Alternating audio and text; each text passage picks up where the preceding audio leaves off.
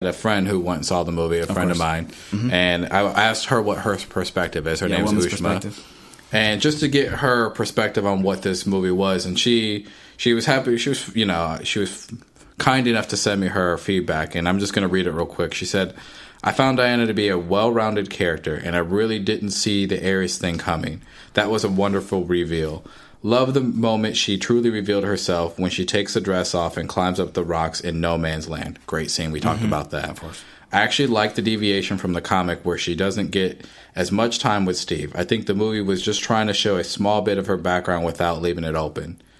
So from her quick perspective, I think she's saying some of the same things we're saying. The reveal was interesting. I didn't see it coming initially. Yeah. But once it did come, I wondered what her reaction is. It'd be nice to get someone on.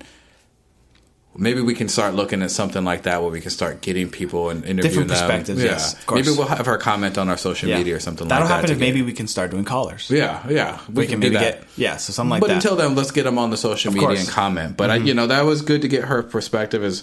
Diana was actually well-rounded. That's a good thought. I didn't even think about that either. She actually was well-rounded. Yep. She started very naive and focused on Ares, and I think to your point, right? Like, do they deserve you? Now it's more introspective and worldly thinking, and so that's a good perspective. So it was definitely a powerful movie, and it's good because it's to us. We're men, of course. This movie is not aimed towards us. It is, but it isn't. It's a superhero movie. We're going to be interested, of course, because it's in the universe.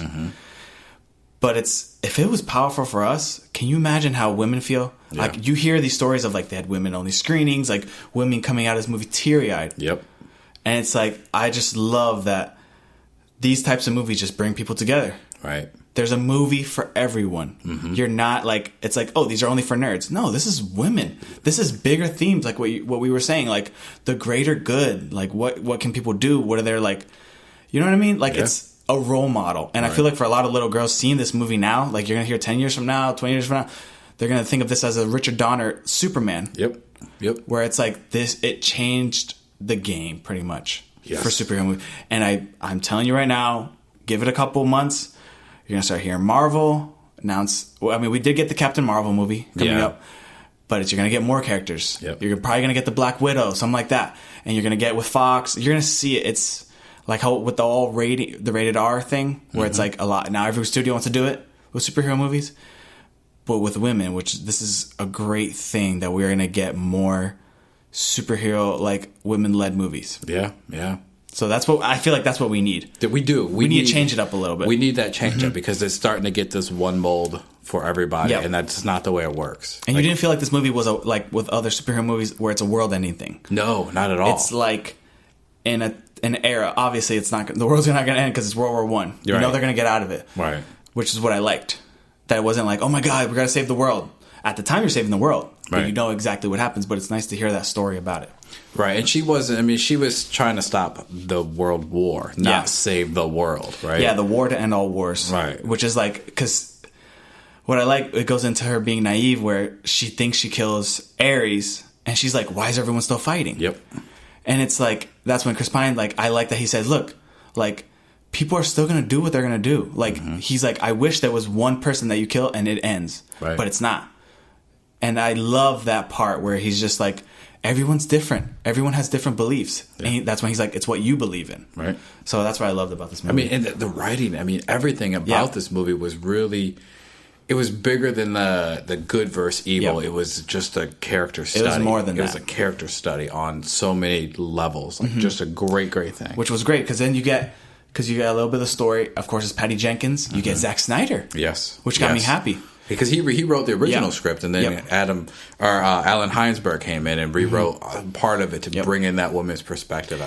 And you also got a little bit of Jeff Johns. Yes. That's what I noticed, too. You see it in the credits. Yes. Oh, and speaking of credits, what did you think of that new DC intro? I liked it. Tell me what you thought. I really appreciated it. It wasn't a ripoff of what Marvel does, where they show the comics like flipping pages, you know what I mean? I liked it because, for me, I'm someone that watched the Justice League animated show. Yeah, I did too. And I love that show. And I kind of had that feel. And it was like, that was a great show, and it just reminded me, like, I feel like I'm finally getting these movies that I've always wanted. So I kind of appreciated it. What do you think? It's the subtle things that you notice in the movies like this, especially the universe, and universe not being the movie universe, meaning it's the comic realm universe, right? So DC universe. Yeah.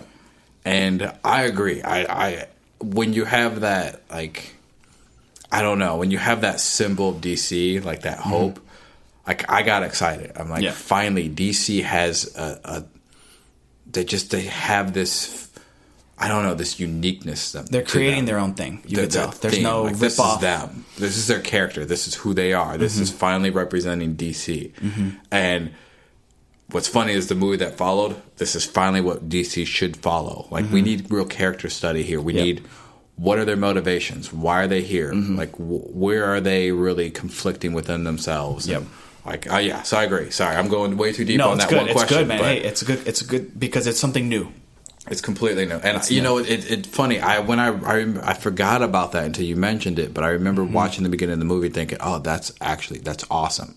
Like, finally, we're going to get something here.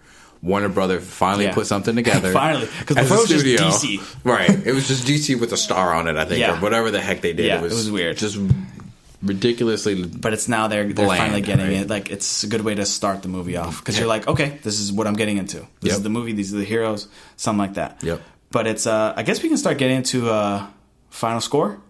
Yeah, we should do final score. So just in case everybody's not familiar, we want to go over it again. We have a 4-tiered system. Our top system is 90% or above. Is catch it opening weekend. So when you hear us say, let's catch it opening weekend, that's 90% or above. When it's 80% or higher, we say no rush, no crowd. Means you can catch it opening weekend, but we would probably say don't try to fight the crowds. You can probably wait to see it the next 2 weeks or so. 70% or higher, we say, you probably don't need to see it in theater. You can wait to get it on Netflix, wait to get it on Redbox, wait to add it to your DVD collection. It's definitely one of those, but you don't need to get out in the theater and see it. You can. It's 70%. 60%. Starting to get into worse territory. We're at that point for us, we have our high standards. 60% we're going to call it dumpster fire. Don't even worry about renting it. Don't even waste your time. Save your hour and a half to 2 hours of your life on a good movie. Burn this one. Don't go watch it. So that's our system. It's opening weekend, no rush, no crowd. Add it to your collection, your Blu-ray collection, or dumpster fire. Great. So that's our scale. So we should probably rank this. What was your expectation going into this movie before, when you saw the marketing for it and everything else? Like, what was your expectation? My expectation was more towards a no rush, no crowd type feeling. Like, it is a DC movie, but coming off of BVS and Suicide Squad, I didn't have very high standards for this movie. I wasn't anticipating it for like crazy, like I was anticipating like a Man of Steel or like a BVS. So it's a good thing and it's a bad thing. I felt like going into this movie, I didn't have high expectations. But then you started hearing the reviews and the word of mouth, good word of mouth coming out of it, and it got me super excited. We even talked about it right before we saw the movie. We're like, we're super excited for this movie. This is going to be a make or break for DC, and this movie definitely did it. What about you before going in? Yeah, I'm with you. Initially when I thought about it, I'm like, oh, this might be probably wait for your collection. And then, as we got closer within the first, probably about a month out, I was like, oh, my excitement's really building for this. Interesting. I didn't know what to think about it. Right before we got into the movie, I think I was with you. I was probably no rush, no crowd. I didn't have the anticipation even for Aquaman. Aquaman right now even I'm excited for, right? You get you more excited for the next thing. But, for the going to this movie, I was like, I'm not sure. But the closer we got to the release of this movie, I think the excitement level rised. So I was like you, I think before watching it, no rush, no crowd.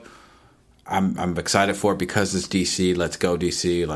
I put somebody needs to come out with something. Get those wheels going. So, but no rush, no crowd before. So I guess we can go into after seeing the movie then. After seeing the movie. After seeing this movie, it is definitely an opening night. Yeah. Opening night movie where this is a standalone movie, but it helps build the DC universe that was on the brink of collapse, pretty much. And it was just a great movie. Like, check it out, guys, please. Like this, we need more movies like this, especially from DC. We need to get some more from Marvel, but it was a great movie. I would definitely watch it opening night. Don't even wait. Like, before, if you guys were hesitating and you guys listen to this, just go watch it, man. Just go watch it. Actually, I'm already saying this, but you probably already watched it. Or if you haven't watched it, then we just spoiled the whole movie for you.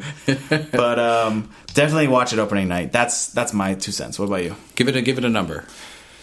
Between 90 and 100, since you're going opening weekend. I will give this I'll give it a 92. I like it. I'll give it a 92. I like it. It wasn't like a Logan for me. Yeah. For 2017, but right now it's my second favorite movie of this year. I like it. Mm-hmm. I like it. And it's going to be hard to ride. I want to see what this summer. So far this summer, it is the number one. Yeah. For just the summer. Yeah. And a lot of people say, "What about Guardians?" It's like, it wasn't as great as the first one, but this right now is the movie to beat for the summer. Yes. What about you, Mike? What's your final score? Final score? It's opening weekend for me. Mm-hmm. Easily. Yep. Easily. Opening night. Mm-hmm. I mean, if you could get a pre-screen into this, I would have said go to that. Yeah. If we would have got media tickets to go see it a week before and had an opportunity to review this, I would have told everybody, go see a pre-screening. Buy your tickets now. Buy your tickets now. Mm-hmm. Get it a week early. Get some gear. Go in freaking Wonder Woman cosplay. For real. It's worth it. Like, get on the bandwagon, because it's not even a bandwagon. It's just quality movie. Yeah. Like, it's a quality movie that you will enjoy. So for me, opening night, easily. And percentage-wise, I'm going to give it... Going up there? I'm going to give it 94. 94. I think 94. Okay. I'm going to hover. I was going like 97. I'm like, no, that's just my initial excitement. You're so excited. That we were talking about it. That's why I'm excited. Yeah. But I think 92, there was some cheesiness to it. There was some things that I think, from a seasoned director who does big budgets like a Christopher Nolan, he can build a suspense. Patty Jenkins she's an up and coming. High expectations for what she's coming. Yep. She has some things to learn, but man, when she learns those things, she's going to be up there for me. Yep. She's going to be up there. So Marvel regrets not getting her for Dark World. Oh, could you imagine Dark World? Oh my! And you know what's funny? It would have saved Thor, the first Thor, because I thought the first Thor was good. First Thor was good, but it wasn't. Thor: The Dark World kind of like. It was going like a downward spiral with the Thor movies. Yeah, it missed. Yep. And in reading that article, what she proposed, that would have been a way better story. Exactly. So, but what I remember watching Wonder Woman, I remember they're getting a war territory. This would be an interesting R-rated, and then I backed off of that. I'm like, It doesn't need to be R-rated. Like this, we don't need to worry about all the gore. Like this is as good as it is. This is perfect. So DC doesn't need to go into the R realm for something like this. Not yet. Yes. So Great definitely, movie. Speaking of DC, yes. After this movie, it does change a lot of things for the DCEU. How so? I'm gonna say it's for right now. I'm gonna it just saves the universe. Yeah. This saves the universe. This Justice League coming out next gets me super excited. It was unfortunate for what happened with Zack Snyder. It was. And you get Joss Whedon to come in and refine a couple things and maybe finish some of the editing and some reshoots and stuff like that. It gets me so excited for Justice League. It gets me even more excited for Aquaman. Oh, yes. Because when you hear that James Wan, he had the pick. Before all these solo movies came out, he had the pick. Who do you want? He chose, some would say, maybe the weakest character. I know. In terms of story-wise and popularity as Aquaman. So it gets me even more excited for Aquaman. Mm-hmm. I just feel like it's so funny because you listen to our previous podcast where we talk about DC and we're just like, man, what are they doing? All this stuff. And it's like after seeing Wonder Woman, we're like total 360 where we're just like, what the heck? We're excited now. All it takes is one movie. All it takes is one. And I remember saying that. I said, this movie is going to break the mold. It was this movie and Justice League. Yep. One of them had to hit. One of them has to hit. And finally they get a movie that hits. Mm-hmm. And this universe is going to take off. I hope it just takes off. But that's just a hope. We got Justice League coming up. So let's try to. I don't want to like get way up there again, like I was for BVS, and just totally